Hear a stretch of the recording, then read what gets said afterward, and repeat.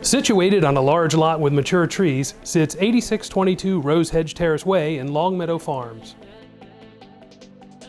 This beautiful village one-story home with a game room and media room upstairs has it all, with over 4,400 square feet featuring 3 bedrooms, 3.5 bathrooms, a 3-car garage, and a pool.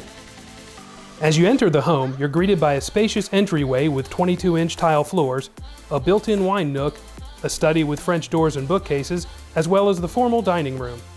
This open floor plan incorporates the kitchen, the family room, and breakfast area as the hub of the home, and it's a great place to entertain family and friends. The kitchen touts beautiful granite countertops, stainless steel appliances with double ovens, an eat-up breakfast bar which opens to the breakfast area, and a patio door leading to the screened-in porch and pool. The spacious family room with a fireplace, built-ins, and views overlooking the pool is another great place to host family and friends. The master bedroom has room for a sitting area and overlooks the pool, and the large master bath features a whirlpool tub, a walk-in shower, dual sinks, and 2 large walk-in closets.